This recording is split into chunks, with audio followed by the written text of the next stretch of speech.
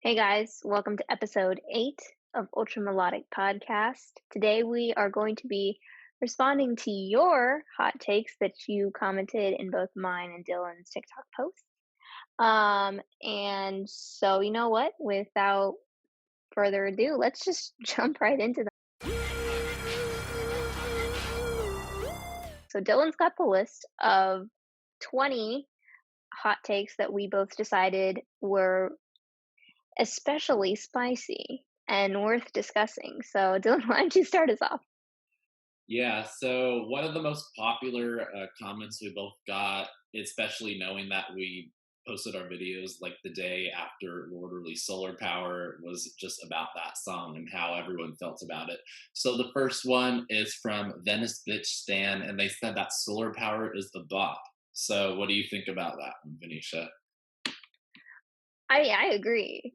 I actually really liked Solar Power. It was different than what I expected Lord to bring, but I was happy with it. I think it was very much a summery song, really fit the vibe of kind of the life that we're entering now with June, July, August. And I think it's Lord, so everything about it is very well done. Um, yeah, I don't really have anything bad to say about it. I think I enjoyed it very much, and it's something I'll have in my summer playlists. Mhm. Yeah, I'm a huge Lorde fan, so I've been like anticipating this next album for so long. And when I woke up and it was released, I was like very surprised, but it was a pleasant surprise because I listened to it and I really did like it. At first, I was like shocked because it's really different than her first two albums. She normally has a very dark and like somber vibe to her music, both lyrically and sometimes through the production. But this song is just very lighthearted, upbeat, guitar led. It's very summery, like as Venetia describes it. And it's definitely an interesting route for Lord to take. So it's definitely, going to be interesting to see if she keeps this, like indie girl vibe that she's having for this thing onto the whole album, and knowing that she has like Phoebe Bridgers in the background vocals and all that. Maybe there's a collab. But I really did like the song. I just hope that there's like going to be some more like powerful songs on the album, if you say, because like that's what I really like about Laura, like when she like tugs at your emotions. So I'm just hoping that this song, I really do like it, but I'm hoping that it's what they released as a single just for commercial purposes, or maybe just because summer's coming up and they want people to feel good. So yes, I do think it's a bop, so I would not disagree with that hot take.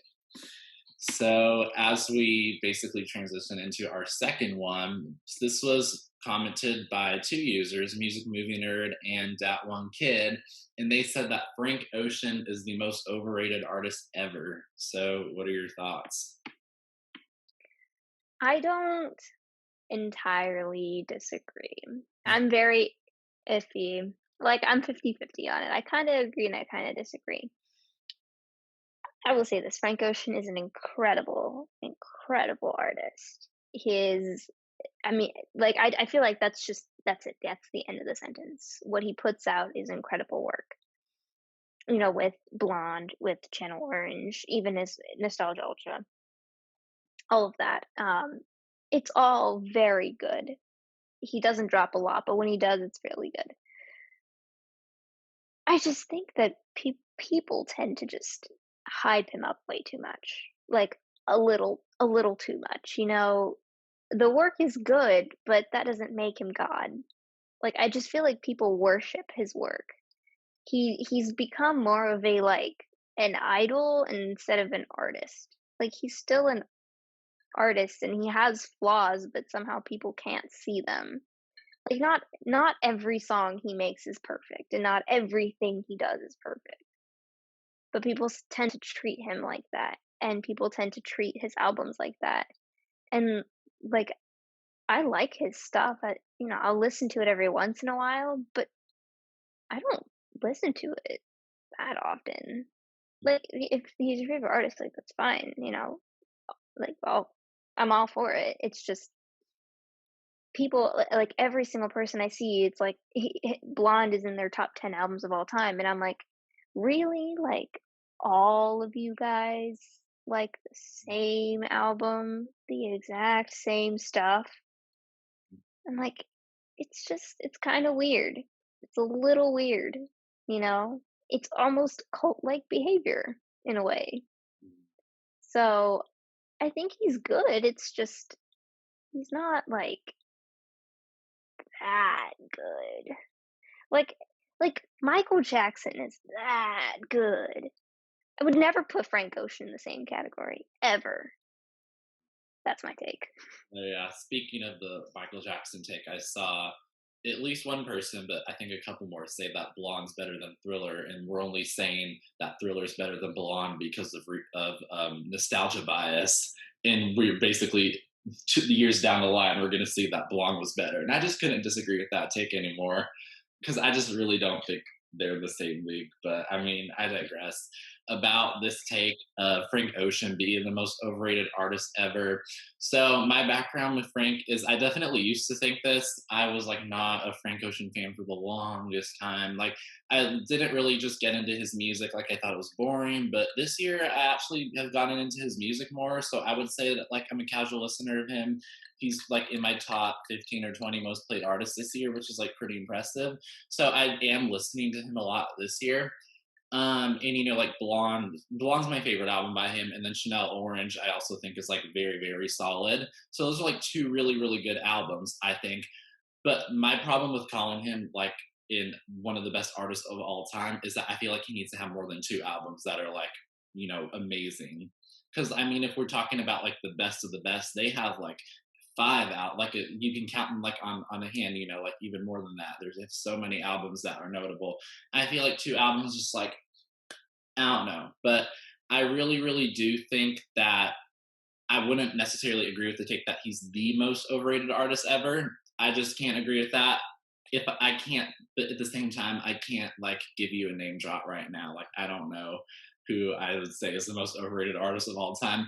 Other than I think that Frank Ocean has earned his stripes to not be that, in terms of how he has put out two really, really solid albums. But I just really, really think he needs a bigger discography. I know he has like a ton of unreleased stuff and all that, but as far as release work goes, he has two really, really great albums, and he needs more. And like you said, all his songs are not perfect. I don't listen to every single one of his songs. I have my like highlights for me. I have like Pink and White is like one of my favorite songs ever, honestly, and Self Control. Like those two songs, I just love, love, love. And I really like Nights. So I like a few songs by him, Pyramids, but then a lot of the other songs on both of his albums are like, they're good, but they're very much for a certain mood for me a lot of the time, which we've already explained a lot is not like the most, you know, I don't consume his music in a whole of the time. So yeah, that's what I think about Frank Ocean.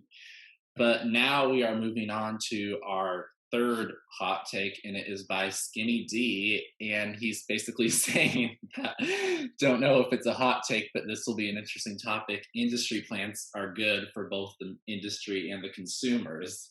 So if you have any thoughts on that, Venetia? Um, I don't think I'm educated enough on industry plants. Industry plant, like the term itself, is only something new that I've only heard of recently. So I am, doing my research on what it means and who people consider our industry plants. But I personally don't really, I just don't know enough to feel comfortable saying something, I guess. So Dylan, if you have something to say. Yeah, I mean, the term industry plants is just so taken out of context now. I feel like I'm just seeing it thrown on every single artist that blows up now, especially in like the social media and streaming age, because, a lot of these artists are like, it's easy to think that they have such huge label funding that they're relying on that instead of their talent. But you don't really know how they're coming up and running. You wouldn't know if they're an industry plant unless you're behind the scenes, seeing every single step of them along the way. But in terms of this quote, they're good for both the industry and the consumers. I really feel like it's just I can't answer because it's like such a nuanced question. Like are we saying that like certain people consume industry plants for like what we were saying in like our episode about like streaming, like how it's affecting the music industry, like the funding that the label's giving them on certain playlists and stuff. Are we saying that it's good for them to discover on there? Because in that aspect, I can see how like accessibility with them could lead them towards like more music in that. But it just really depends on how we're defining industry plants. So if we're defining it as someone who's like coming out of nowhere and is relying on campaigning and funding and not their talent, then I don't think that's good for the industry because I'm just for people that get by based on their talent. But yeah, that's definitely an interesting take. So moving on to our fourth hot take, we have Daniel James saying that Taylor Swift didn't deserve a single one of her album of the year wins at the Grammys, and they preface that they loved her. So what do you think? Um, I will say, okay, so she's the one album of the year for Fearless, 1989, and Folklore. She definitely didn't deserve it for 1989. 100%, 150%, Obvious. 103,500%. To Pimp a Butterfly was there. Beauty Behind the Madness was there. Both of them are better than 1989, but especially To Pimp a Butterfly. That's usually the biggest comparison. And just the cultural significance of that album alone holds more weight than 1989 ever will in the history of music. So, I like anyone who disregards To Pimp a Butterfly.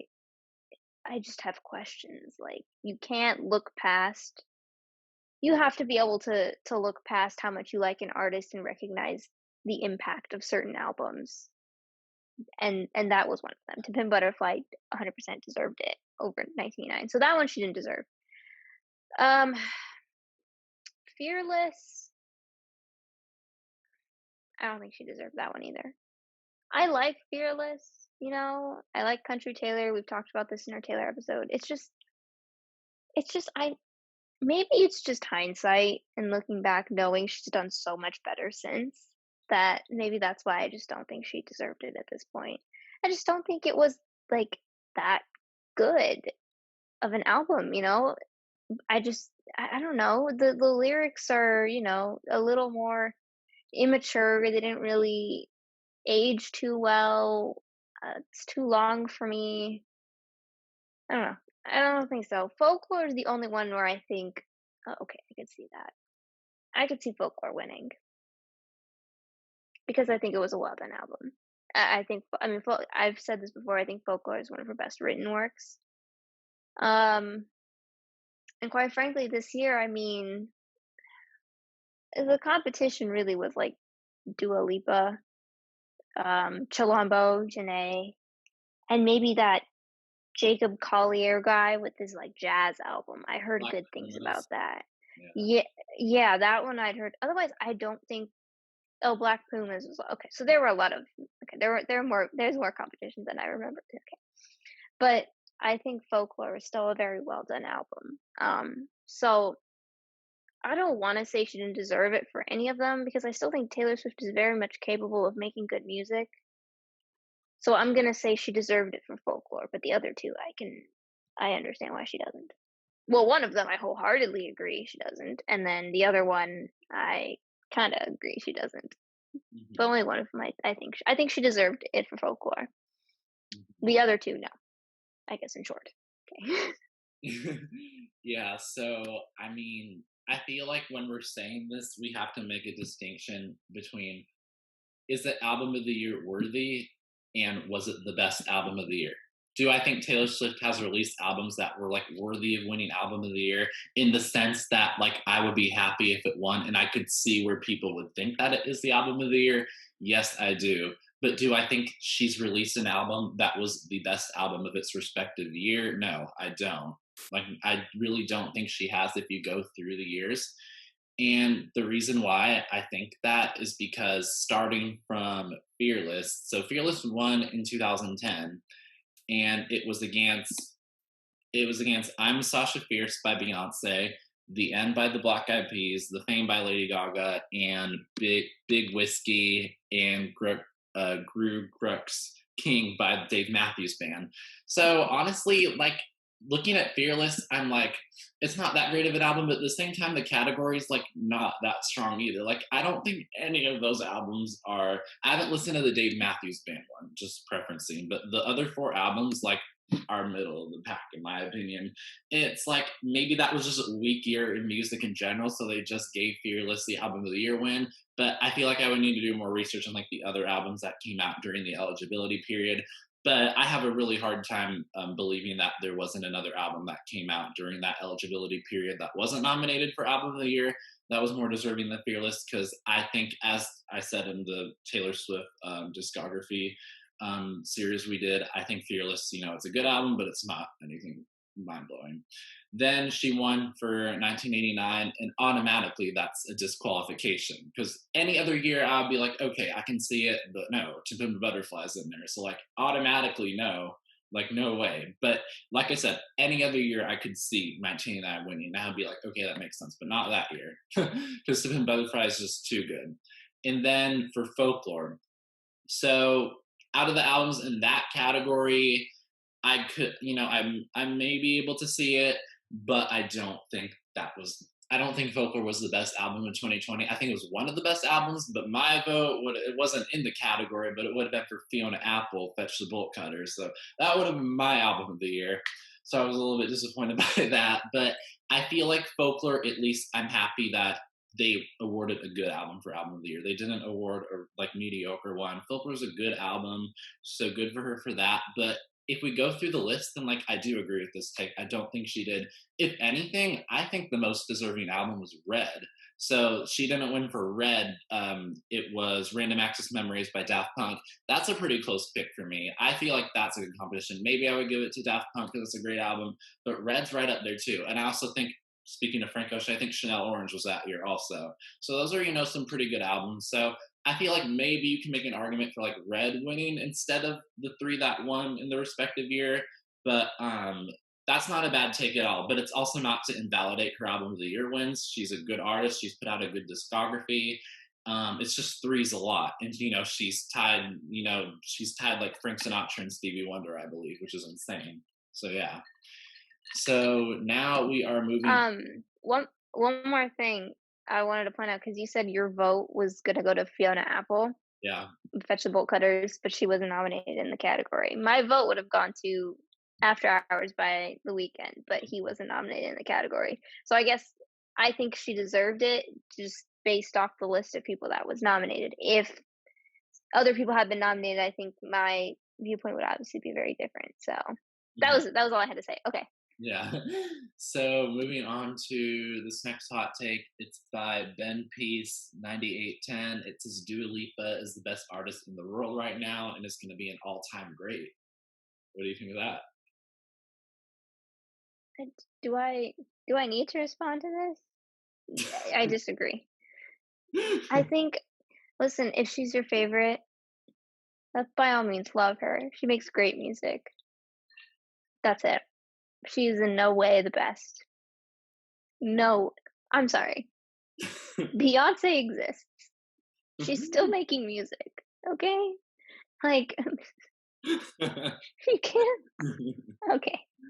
Um yeah, no way in the best. And the second part of that was like she's gonna be one of the best down the line or something.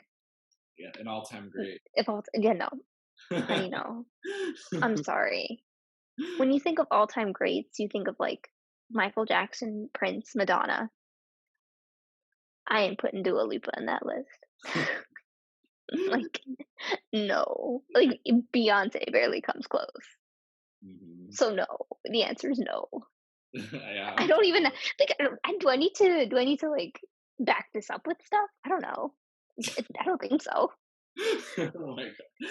I'm sorry. Yeah. I'm sorry, Dua. I really like her, but she's not the best artist in the world right now. She's a good pop artist. Like Future Nostalgia was one of the best pop albums of last year, so I'll give her that. But like she only has two albums, and her first album was kind of messy. I don't even consider it an album. It was more like a playlist. She just kept adding songs to it that she released throughout the years. So I feel like her discography like isn't really like up to par. We can't say that it's really that good, let alone the best in the world. And an all-time great, it's just too early to tell. I mean, maybe she could surprise us and pull a Madonna and release like 8 straight amazing albums in a row, but I don't know.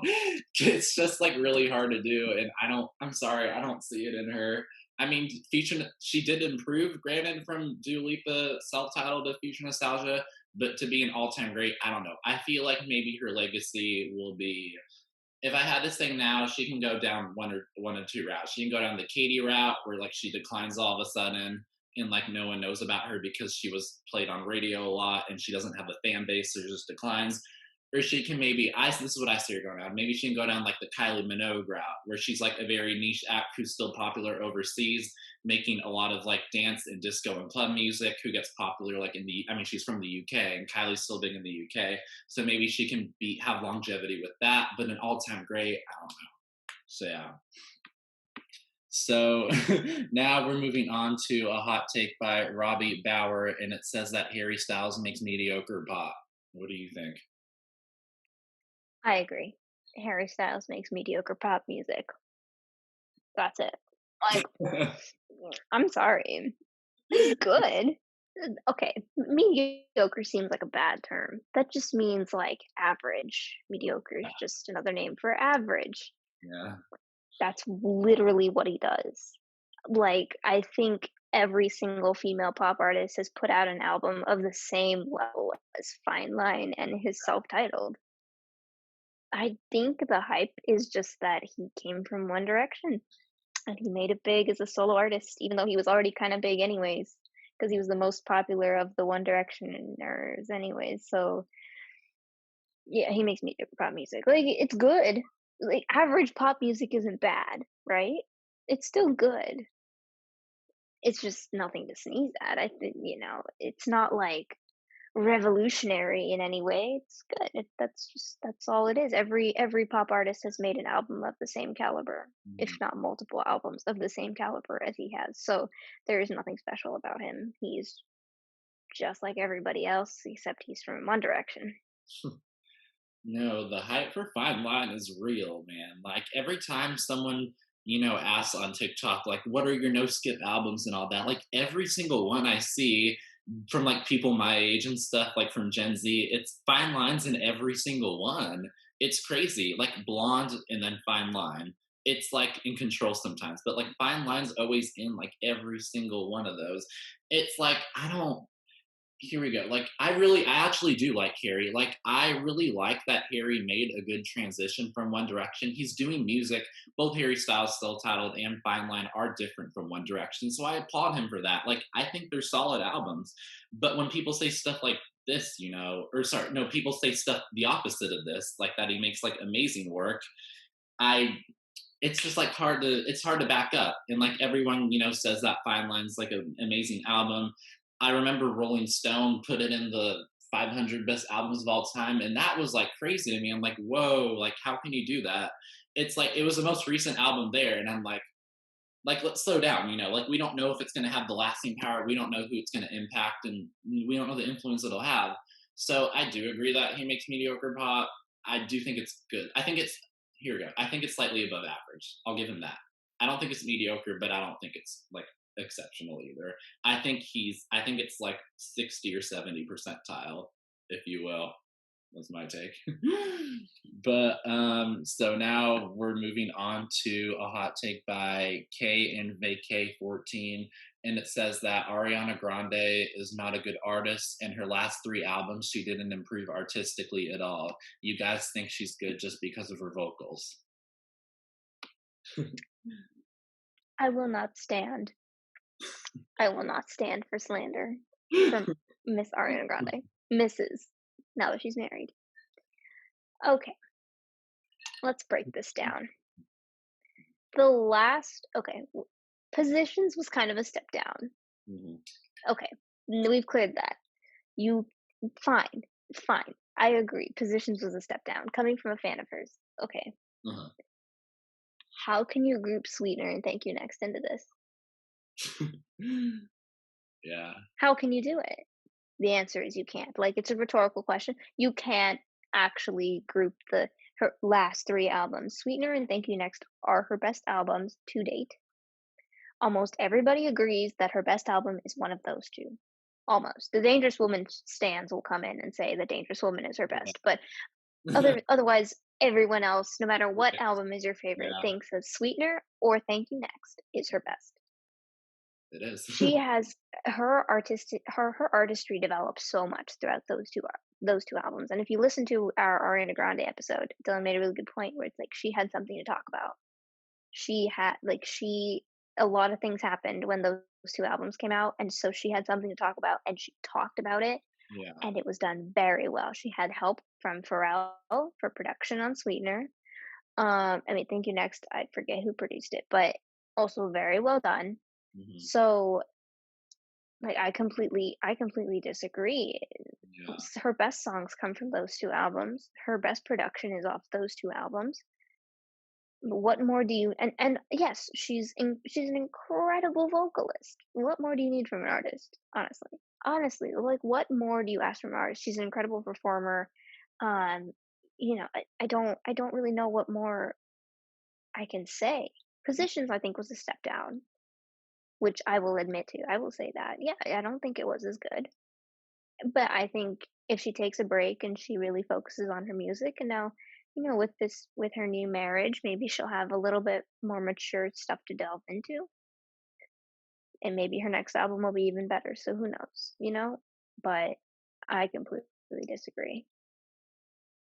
Yeah, I think that it's kind of crazy to say this when, like you're saying, Sweetener and Thank You Next are her best works to date.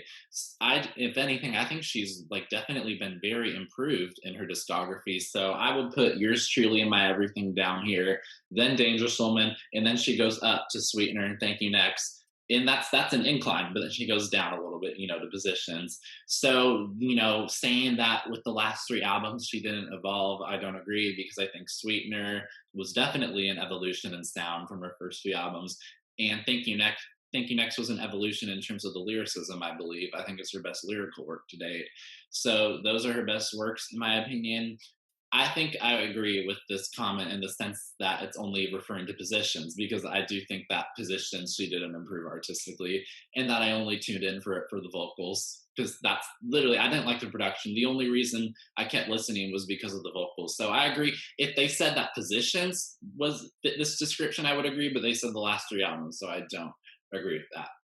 So that's all I have to say about that. And moving on to another hot take by Bovin, and it says that Melodrama is the best album of the 2010s decade. I don't care. What do you think? I don't agree, but I think it's a very good album of the 2010s, so I think it's one of the best. One of the best. Mhm. It's not the best of the decade, though. I think I don't know what the best album of the decade is. I I don't know. I'm trying to think. Yeah, it's gonna take some time for me to figure out what I think the best is. I just know it's not that. But it's very good. I give it giving leeway. I'd say top 20 of the decade. I could comfortably put it in the top 20. Top 10 is kind of a bit. I'd have to really Mhm. but think Yeah. about that before I said that. But top 20, like just sitting here right now, off the top of my head, I think top 20 easily of the past decade. Because I think it's very well done. Lorde has time and time again well, twice with 2 albums, has shown us that she is an incredible artist, and Melodrama Yeah. was definitely I mean, I only have positive things to say about Melodrama, really. It was just some of the songs, especially Liability. Oh yeah. Liability is that song, like, Yeah. I don't know how she does it, but that one hits every time I listen to it. It just I don't know how she stares into my soul. So, top 20 easily of the past decade. I wouldn't say the best though. Mhm. Yeah, I disagree with this take, but only because being the best album of the decade is so hard to do. So, I mean, I do agree top 20. I could see it being top 10, if we're stretching it, but maybe that's my internal bias because it's in my top 10 ever. But I really don't think it's like the best album of the last decade. I would say To Pimp a Butterfly is probably the best, followed by Good Kid Mad City, My Beautiful Dark Twisted Fantasy, and Lemonade, probably I would like put up there. So I feel like those would be like the very, very top tier. And Melodrama is near it, but I don't know if it was like as mind blowing per se. I think conceptually it was mind blowing the way that every single song was interconnected. But I feel like the sound, not necessarily. We've heard the sound. It was a great sound. Don't get me wrong. Like the production was very, very sophisticated, but we've heard it in other songs before. Whereas I feel like the best album of the decade would have to be like an innovative aspect to it, kind of like, like To Pimp a Butterfly, it had like, rapping, hip hop, and then that jazz blend to it, which is something unique. And like all the other albums I listed had something very, very innovative. So melodrama is probably a step below that, but I think it's still amazing, amazing work. And I don't think this is a bad take. I think it's like a fair take. Like I could see the argument. I just don't think it is. But yeah, I mean, everyone's in agreement that like melodrama is a great album. So I feel like at the end of the day, that's all that matters. It doesn't need to be the best on anyone's list as long as we just agree that it's great. But moving on to a very interesting one by SZA feature Husband. They said NFR is Lana's worst work. It is so boring. The piano ballads make me fall asleep, and there's only 4 good songs. Just because something is boring to you doesn't make it bad. I find a lot of things boring, but I never say that they're bad unless they are, which they usually aren't. It's just that I'm bored. So I just have this bias. No. No. I'm gonna say, well, no. It is her. It. I did a lot of thinking. Not like I did a lot of. I've done a lot of thinking. I do a lot of thinking. I always flip flop between Norman NFR and Born to Die because I think both are so well done. Yeah. But in the end, I think NFR just outweighs it. I think it's her best work. I think it's her absolute best work. She it was such an authentic sound for her. The production was well done. The lyrics are well done. I think the ending track, "Hope is a Dangerous Thing for a Woman Like Me to Have," is probably one of my most favorite. Dare I say it's my favorite Lana Del Rey song? I might say that. Just because I love how stripped down it is, and I don't know, I like the message really resonates with me personally. Um, when I think of her best songs, they mostly come off of this album, though. Most of her best songs, in my opinion, come off of this album. Um, I mean, I don't really. If your reasoning is that it's boring, that's just a you thing. That actually has no indication on necessarily how good or bad the album is, because it's not a repetitive album. Repetitive is something different. If you get bored of the sound because it's repetitive, I get that. Okay. I don't think it's repetitive. I think every song has a very distinct sound. Yeah. There may be 1 or 2 songs that maybe sound similar to, like, pretty similar to each other, but, like, that's bound to Yeah. happen. But I don't think it's repetitive in any way. So I don't really. If you're just bored by it, and if you don't like the ballads, then it's just not for you, and that's completely understandable. I But, like, that doesn't make it a bad album. That just makes it one that you don't enjoy. Mhm. That's kind of where I'm at. Mhm. Yeah, it's her best work. So this takes awful. I'm sorry to the person who commented this. It is. I'm giving it the big red signal. But I don't know. Ultraviolet. Dylan's out here saying this takes I'm awful. Oh sorry. my god. It's, L. I can't L. defend it. It's an L. Major L. Holy L.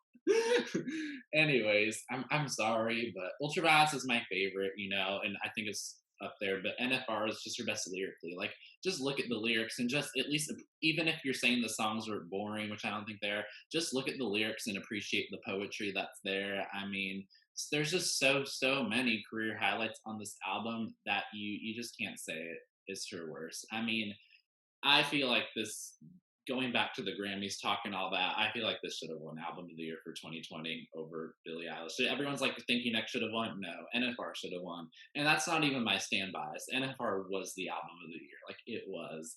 But this album has just like Venice Bitch, Mariner's Apartment Complex, Cinnamon Girl, Love Song, which people don't like for some reason, but like so many amazing songs. Happiness is a Butterfly, like, oh my god. And they just like tug at your heartstrings, man. And like, seriously, this album, I feel like I'm just falling in love with it again and again. We'll talk about this more in the Lana discography series that we're doing. But I'm just falling in love with this album over and over again now that it's summertime. And I live in Southern California, and she makes like a lot of references to like LA and Santa Monica and Venice Beach. And this album just like really just puts me at home in a sense a lot of the time. So I'm just like, this album is just so amazing. So I don't want to get too carried away, but yeah, there's four. This person said there's four good songs. There's four amazing songs, and the rest of the album is great to good. The worst song on the album is maybe the Next Best American Record, and that's still like a 7 out of 10 song. So that's not even that bad. But so now moving on to an interesting one, which is by Jayberg Feld, and it's that Scorpion, Teenage Dream, Invasion of Privacy are a few examples of albums where the album is bad but the singles are good. What do you think? I tend to agree with all three of those albums. Invasion. I'll start with Invasion of Privacy because I think that's the easiest one. Bodak Yellow is the only song that I actually like, genuinely like listening to. And I think it's good, and it was a single. Pretty much the rest of the album, kind of terrible, pretty terrible, mostly terrible. Yeah.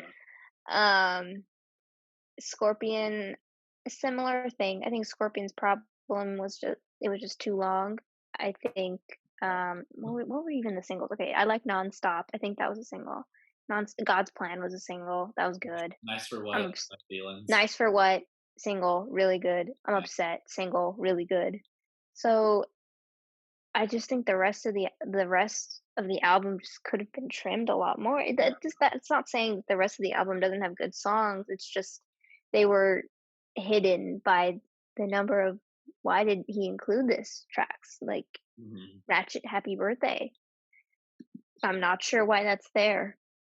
No one's really sure why that's there, but it is. So it is. Scorpion is a good thing. Teenage Dream was the one where I had to think about, and I was like, do I agree? But then I thought back and I was like, wait a minute, half the album is a single. Like Yeah. like every Yeah. popular song off that album, which is half the album, were Mhm. singles. And then I look at the songs that weren't popular and I was like, well, duh, like okay, no one knows these songs. So yeah, it's very single heavy. Single heavy meaning half the Yeah. album, but still the singles were the songs that people knew. So um yeah, I wouldn't say the album for Teenage Dream, I wouldn't say the album is bad Yeah. because I think the non-single songs are actually very good. They're just not known. So I wouldn't agree that the album is bad. Same thing with Scorpion. I don't think the album is bad. I just think it's long, which means that there's going to be filler tracks which take away from the actual good tracks that aren't singles. Mhm. Invasion of Privacy was bad. I'll give that one. Mhm. Yeah, so let's see. They started with Scorpion. So with Scorpion, we had Nonstop, Nice for What, In My Feelings, and God's Plan, and I'm Upset. So those are like very good songs. So like those, I would agree. So I do think that this take does have some validity to it. Like the album's so long; it's what like 25 tracks. And it's like so much of it was forgettable, especially on the B side, in my opinion. It was like a lot of it was like, I just don't, like, I don't even remember how this sounds really. So, I mean, it's just a lot of filler on there. So I would tend to agree with it. Let's see, I'm looking at the track list right now. Like, I did like some songs that weren't singles. I don't know if Emotionless was a single, but I like that one. I liked Sandra's Rose. That's a good one.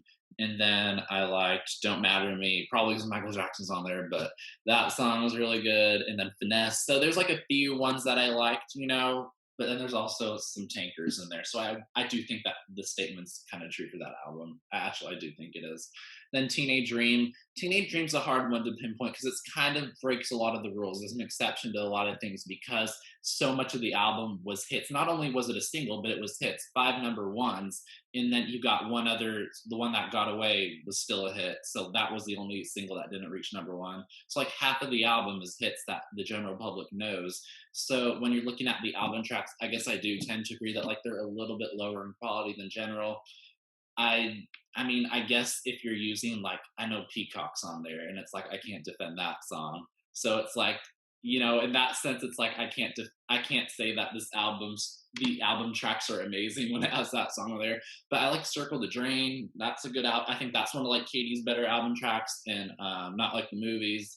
So yeah, it had like some good ones on there, but I do think I think it's very nuanced with Teenage Dream. I think since so many people know a lot of the album, we can't say like, oh, this it doesn't have the best album tracks in general, but I do think it holds true. Then Invasion and Privacy, I do agree. It's like not I don't listen to the album that much anymore. It's just like it kind of just aged for me. And the singles, there were some fun singles there. I remember I like it on the first listen, but then that became a single, so it was like no wonder they made it a single because it was the best one. But there was like some of the singles in there were like they were like decent. But yeah, I think this statement definitely holds true, and it's an interesting thing to talk about. So now we have a take by Riley with 5 E's, and it says Ariana and The Weeknd are the best female and male vocalists producing music right now. What do you think? I'll start with The Weeknd because I think that's just an easier place to start. I could see that. I could actually see that. Um, the only other people that I see coming close to him are Bruno Mars Hmm. and probably Justin Bieber. Well, people are gonna hate me for saying that, but Justin Bieber is actually Justin Bieber is actually a very good singer. That is his job, is to sing. So I hope he's good at it.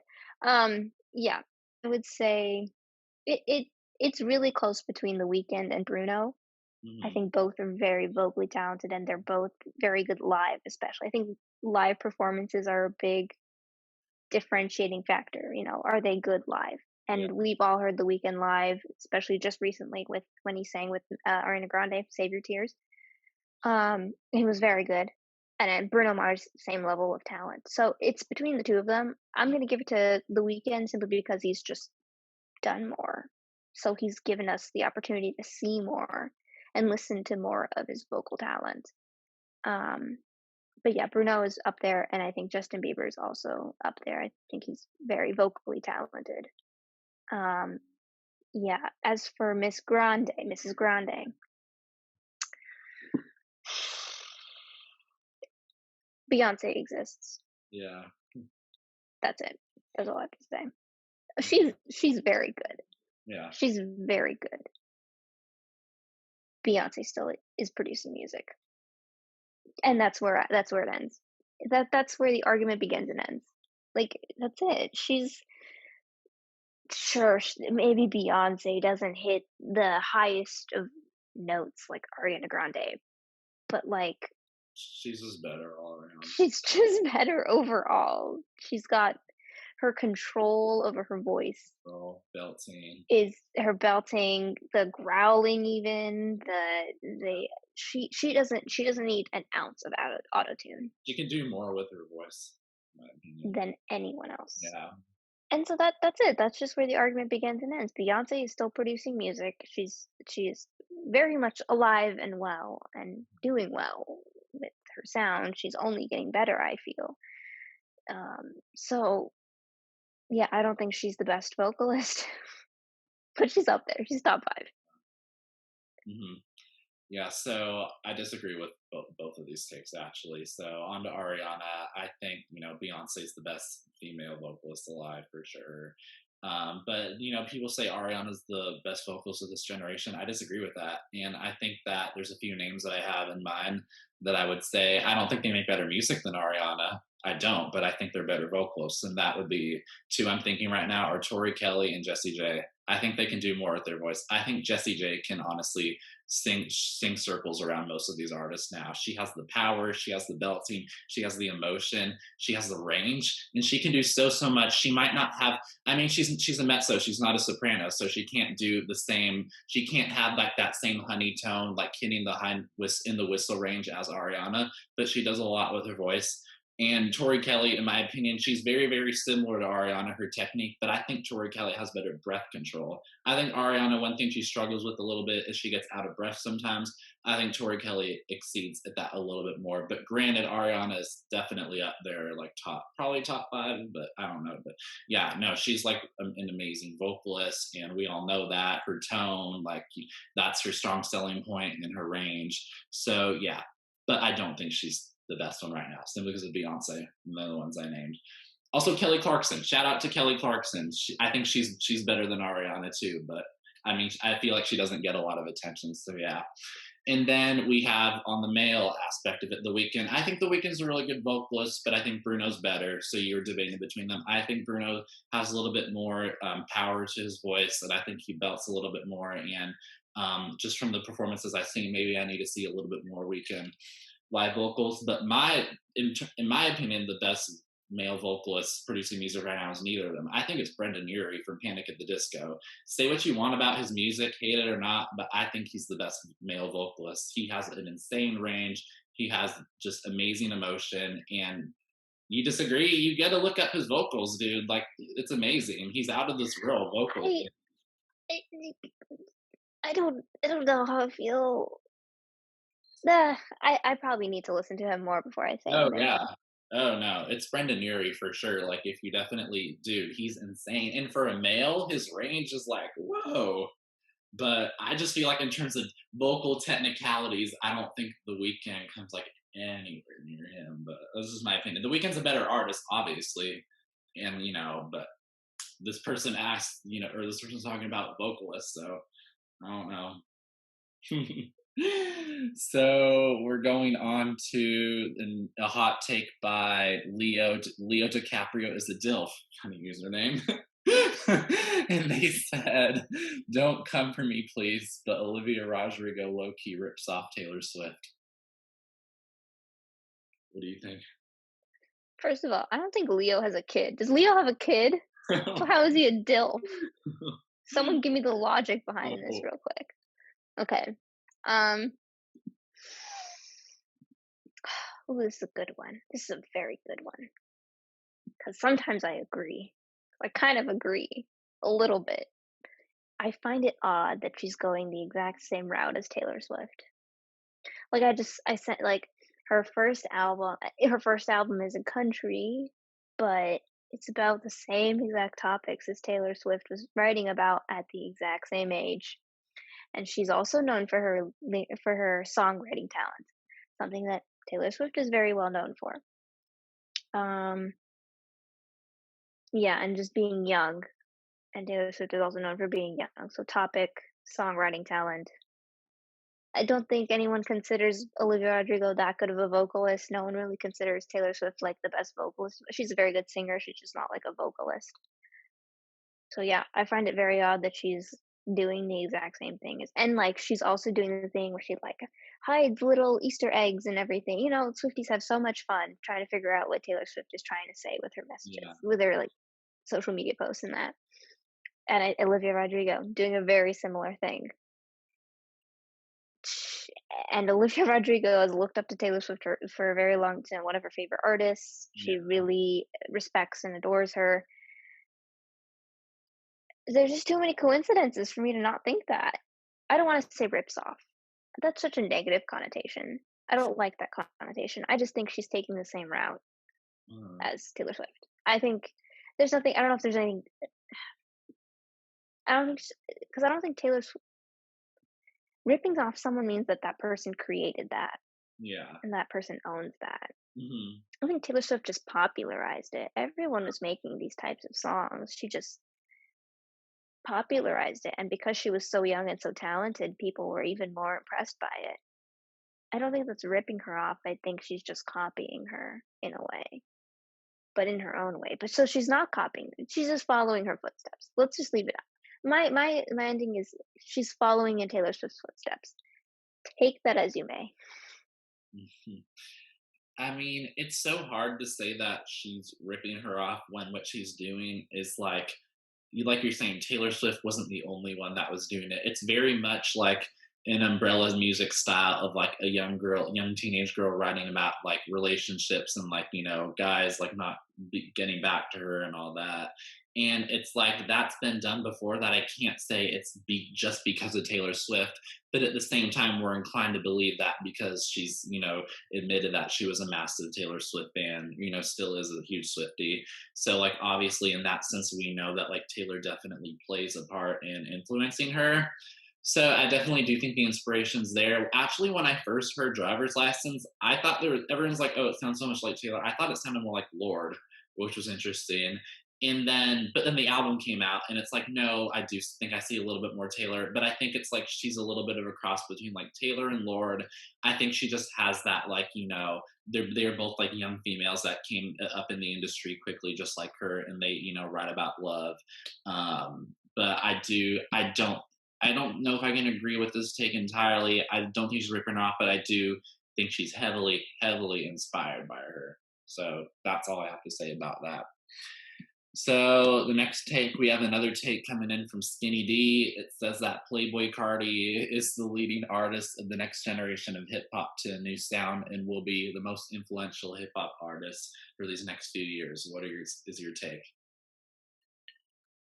I love my boy Skinny D. I love you, Skinny D. We actually really love him. He's a huge supporter of ours, and he's a really nice guy. So I disagree entirely, but I'm gonna be really nice about it because I really like this guy. Super cool. He's not, and I don't really feel like I need to explain that. Just because, like, he makes average music. He's not really known for anything. He's not really like good at any one particular thing. He's just okay at everything. I don't think he's influencing anyone. Oh god. Like I don't see how Playboy Cardi could be influential. He's not even that good. Oh, So, coming at you. but I say that very kindly Yeah. because we like Skinny D. So I'm gonna be really nice about it and just say I don't agree, my friend. But if you like Cardi, I'm gonna let you like Cardi. No. Yeah, the Cardi stands are probably going to get mad at you because they got their own thing going on. It's like they're really defensive of him. They say that Whole Lot of Red is the best trap album ever, and Dilit's also like top five or whatever, which is like crazy to me. But I think they're both. I think Playboy Cardi's like a good trap artist, but we can't say like we can't predict the future because it's only been like a couple of years since he's been onto the scene. So we can't really say that he's already had an influence, let alone like he's going to be the most influential hip hop artist in the next few years. I I don't really see it, but also at the same time, I don't have like we don't have a lot to go off of. Like he's still new, his discography is like still like not even that huge. So I mean, I like some of his stuff, but I don't know if I can agree with this for now, at least. So He's a then, bad dad. yeah, oh my god, So I've heard. Bad dad. Not good. hmm So then we have a take by Joel Berry 8. It says Prince is better than Michael Jackson in every single way. What do you think? I hear this one a lot. I do. And I really give it a lot of thought because they're both so good. But I disagree. I'm just gonna say Michael Jackson is just a little better. That's it. I Prince and Michael Jackson, they're in a league of their own. Yeah. Um, they're both talented, influential, globally respected and loved and timeless artists. I just think Michael Jackson is a little bit more of everything than Prince. That's it. And it's like not even like it's like Prince, Michael Jackson. Like it's very I and maybe it's just my bias. Mhm. It could just be my bias. Like I honestly that's how close I think they are. That Michael Jack that I think Michael Jackson is still better. I think he's more well known. I think his music is more timeless, and I think he was just a little more influential to the industry. I Mhm. think they're both pretty equally talented, though. Um, yeah. So I think that's if I really had to try to put my I think that's why I believe Michael Jackson is better than Prince. But if someone pulled out the receipts and said Prince is better than Michael Jackson, I would not be like against that. I wouldn't be vehemently against that. I love Michael Jackson has been such an important part of my life that I will always see it that way.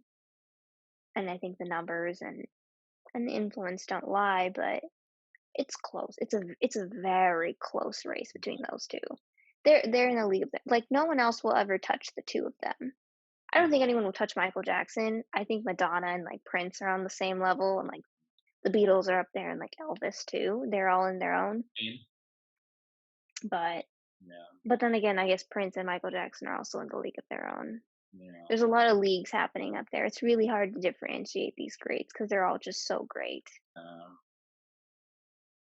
yeah, I mean, it's apples to oranges, honestly. Like, it's not like we need to say one's better than the other, but like, I don't think this take's like that bad at all. I actually like this take because it like brings up, definitely some good points. Like, I can see why someone would like or say that Prince is better in a lot of things. I don't think he's better at every single thing, because let's see, I think Michael Jackson's a better dancer, just saying that like strictly. I think he's more of a visionary in terms of his visuals and the music videos he put together.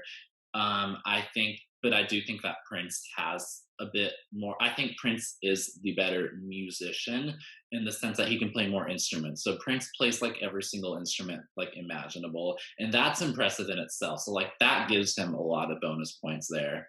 So I think that, and they're both amazing performers. Like they both respectively have their iconic performances that like everyone knows, and their discography. Like you can make an argument for those being even as well. Like I would say like Purple Rain and the Thriller and Off the Wall, if you want to put that in there, are like some of the best pop albums ever. And I really just definitely do think that this isn't a bad take in any sense, but like we said, we're biased because like we're such massive Michael Jackson fans. Like Michael Jackson's one of my favorite artists ever, and I love Prince so much. It's just that MJ's music has appealed to me a little bit more from a young age, even though my mom's like a massive Prince fan. But just Michael Jackson for me, I guess a little bit more. But that's not a bad take at all, and I respect it because Prince is so amazing, and like you're saying, all these greats, it just doesn't matter to compare them with. Also, I wanted to give a shout out to Freddie Mercury because sorry, this is really random, but he's one of my favorites from Queen too, and that's a great that you didn't mention. So yeah, shout out to Freddie Mercury. But so getting down to it, we only have a few more left. This person says that Drake is a top 10 hip hop act of all time. You cannot tell me there are 10 other hip hop artists who are more versatile and talented than he is. By Joey Stacks Zero. What do you think? Enter the Drake fan. On the stand. Um, no. No. Of all time? Oh damn, that No. must hurt to say. It does, but I'm Realist, people don't like it. Like, yeah, one thing I see a lot of Drake fans, especially on TikTok, they can't, like, criticize Drake. yeah, It's okay to criticize him. In fact, we should. yeah. Maybe he'll make improvements. He is not the greatest. He is top 30. Comfortably top 30. If I thought about it, I could try to make a top 20 argument for him. I'd have to really think about it though, because there are a lot of, hip hop artists and rappers that like I am not too familiar with that I know are just more talented. Mhm. Um, I would never throw Drake in a top 10 of all time in about any category except like Hit me, sales, hit yeah, making, yeah. staying power, Which longevity.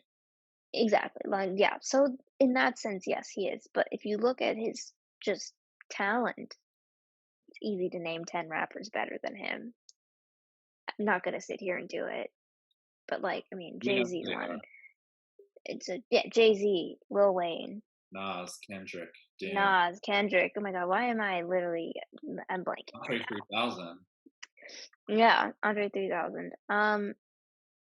those are already that's like 6 we named, just off the top of our heads, and those aren't even like in Eminem. Did we say Eminem? Uh, Eminem. yeah, he's better. Let's be He's real. there. He's better. He's more talented than Drake. Anyway, so it's very easy to name 10, given the fact that we just did 7 Yeah, and we didn't even think about it. there's more. So with like 10 minutes of thought, we could find another 3 that are better than him.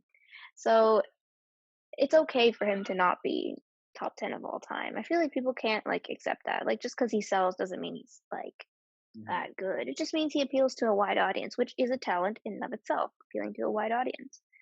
Um, yeah. So I did just tell you 10. So he said that there are other who are as versatile and talented as he is. Well, we just did a talented one. So Yeah, versatile. He is versatile. I'd say he can do a lot of things. yeah, Which okay, so I'll give him that. I'll give him that. I think he's a little more versatile than most rappers. I yeah, just couldn't see like Kendrick and J. Cole like doing the same, being able to make the same songs as Drake. But Drake could, if he tried, make songs like Kendrick and Cole, like in that style. yeah. He probably has. I think Kanye is one of those versatile rappers as well. He could kind of do a little bit of it all. Oh yeah. I think female rappers are more versatile. Nicki Minaj is probably one of the most versatile rappers. I think she can do anything. Mhm. Um, yeah, okay, so I'll give him that. He's one. I don't know if I'd put a number. I don't know what number I'd put him in, but Uh, he's definitely a lot more versatile than some of these rappers right now. So yeah. I'll give him that. But he's definitely not the top 10 all time, and he's definitely not top 10 talent wise.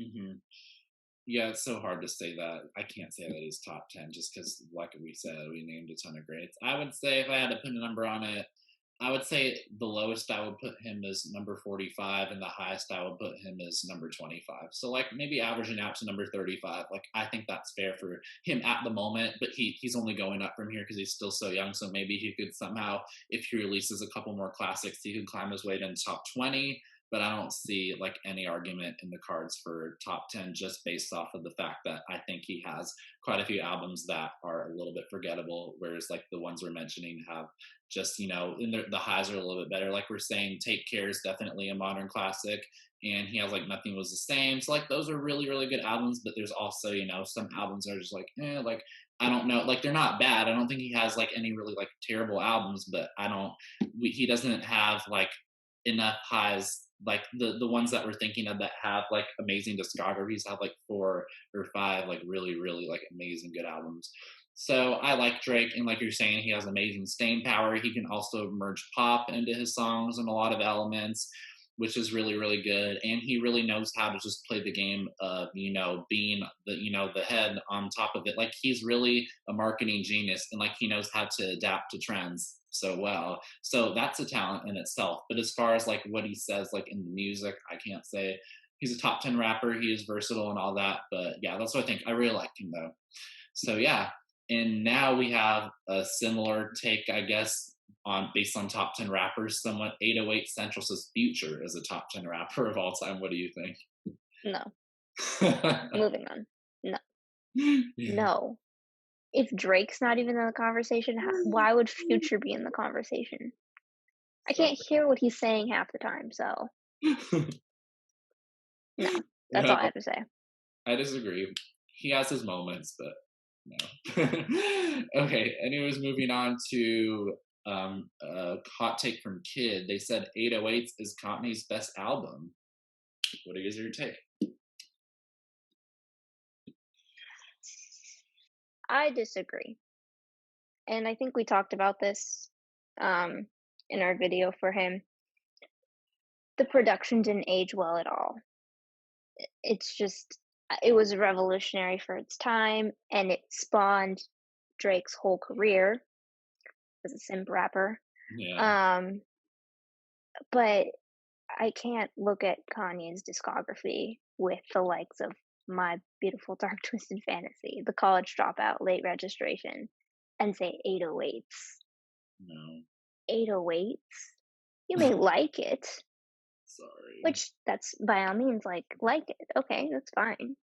But just because you like it doesn't make it his best. I don't know what the argument would be. What is the argument for it? Someone explain this to me, because you can't make My Beautiful Dark Twisted Fantasy and then have this be the best. Like, there is disconnect here in the logic. Like, I just don't get it. I don't get it. Like, It's for the sad boys. it's for the sad boys. You know That's what? why. That's it. Actually, there's no other reasoning. It's just for the sad boys. Yeah, Sorry. I don't agree at all. I just don't see any sort of logic behind it being his best. There's just nothing about it screams Kanye's best. Nothing, like nothing about it. That's probably a red flag if a guy says 808s is his favorite album. Getting it, Honestly, they're just gonna be an emotional ladies breakdown. take note. Sorry. No shade, but maybe figure out your stuff before and then. But 808s, honestly, yeah, I think the argument for it is that like maybe they're being blinded by the influence. It's the most influential, but like quality wise, it's dated and it's not really, it doesn't really sum up who I think Kanye is.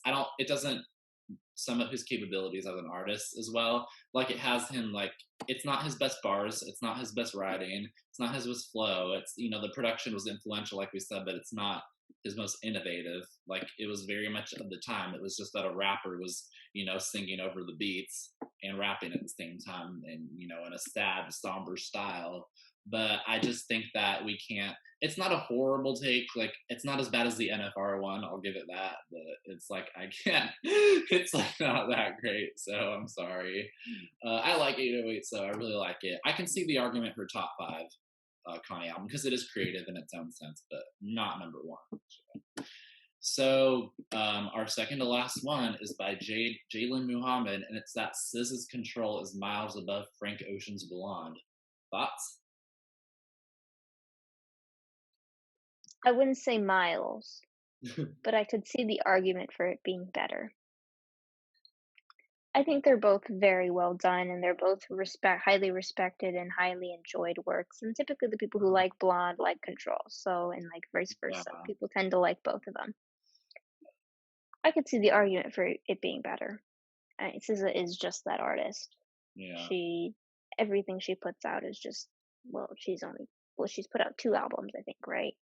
yeah, Yeah. So both works she's put out are great. Control in and of itself is just so good that they're easily already seen as the same tier. So if someone wanted to really try and make the argument that it's better, I'd listen. I'd hear them out, and I could see it. hmm, I could definitely see it. I personally, actually, I think I enjoy Control a little bit more than Blonde. Honestly, maybe it's because it's from a woman's perspective. That might be it. Is that is that bias? That's bias. That's bias. it's So the truth. I mean, I and mean, yeah, music is I, biased, so if it yeah. appeals to people, yeah. I mean, I let's see. I disagree with the fact that the statement that it's miles above. I don't think anyone can make that argument, but I do. I can see the argument for like them being in similar tiers. For me, so I really like Block, or no, I really like Control when it came out a lot in 2017. Like I listened to it a ton. It was like one of my favorite albums in sophomore year, and then that was the time I didn't like Blonde. But now I don't listen to Control anymore, but I listen to Blonde more, which is kind of weird. But they just never like coexisted for me at the same time. But I guess like now in 2021, if you're asking me which one I like more, I feel like they're both equal except for the fact that I like Pink and White and Self Control more than any song on Control. So that's why I like Blonde. I think the highs are a bit higher for me. I think the rest of the album's like pretty much on par, but those two songs I just really love for some reason. So I feel like that's what puts Blonde a little bit over the edge for me. So I think it's a little bit better, but I can't say that's like a horrible take, but I also can't say it's like a good take because Miles Above is saying that they're like a different tier, which I don't think they are. And I don't think many people would say either way. But yeah, they're both classics, like definitely like certified classics in terms of influence and all that and quality, and they're consumed in full. So yeah. And now we're on to our very, very last hot take, and it's definitely a cliched and repetitive and overdone one, but it's that Beyonce is overhyped by Noah H. Trudeau. So yeah, what do you think? She is not. How can you say that? How can you say that? Oh my gosh. I had to really let that one sink in real quick.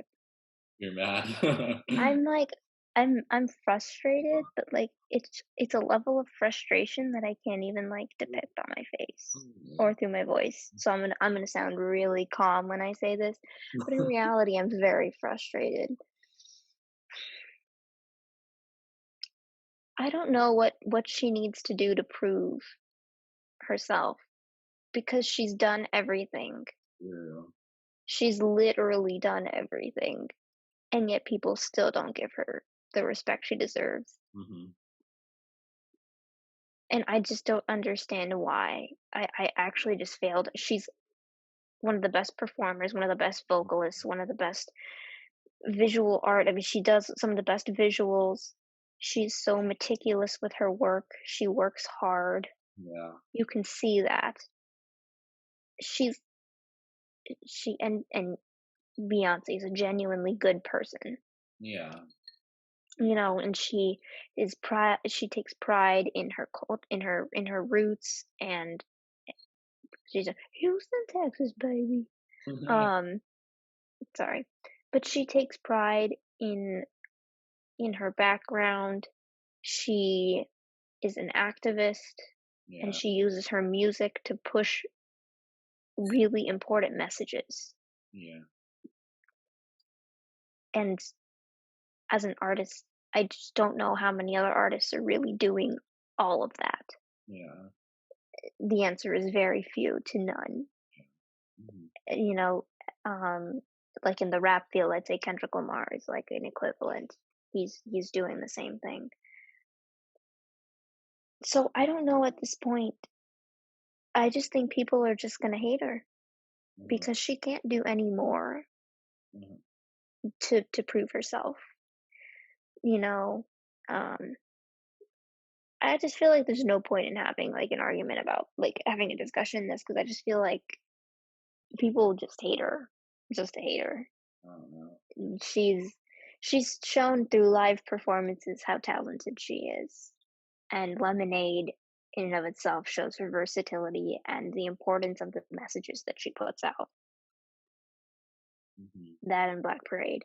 So it's, I mean, you're just gonna hate her. Why? Because she apparently. I think you know what? I think it's because of the whole she doesn't write all her music thing, That's what and I I don't think. actually.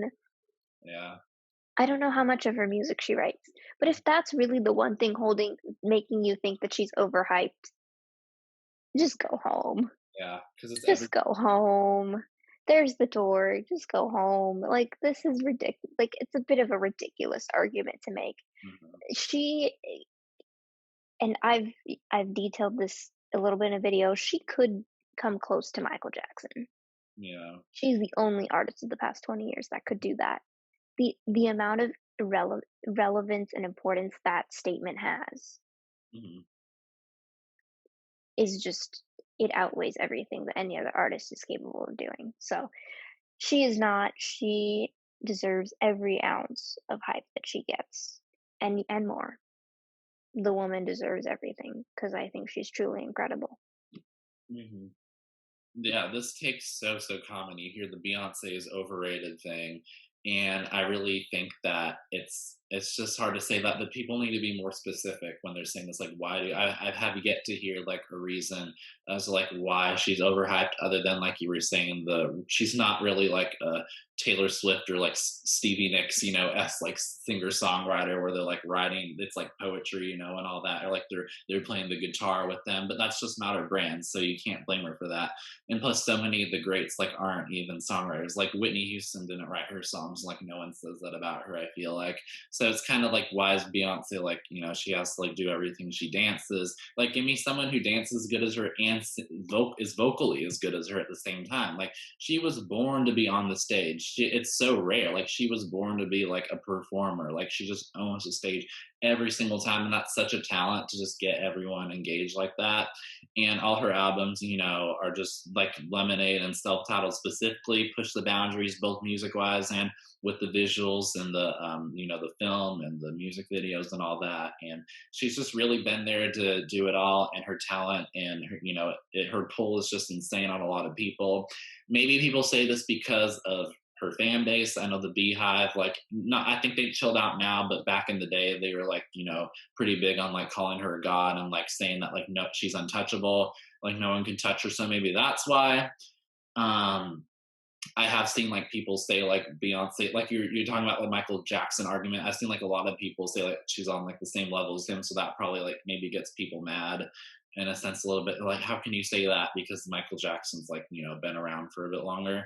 But I it's just you need to be more specific when you're saying this. Like, what is she overhyped at? Because in general, she's not like someone who can do what she does so well and just like have this, you know, big following and just big image and just really be, you know, like all the talents I was saying, just a vocalist and a performer at the same time, you know, and a dancer. It's just it's really really hard to find that, and I don't know when we're going to find another person is who excels in all those departments like her in that same aspect, you know, when you put those aspects together. So yeah, that's what I think.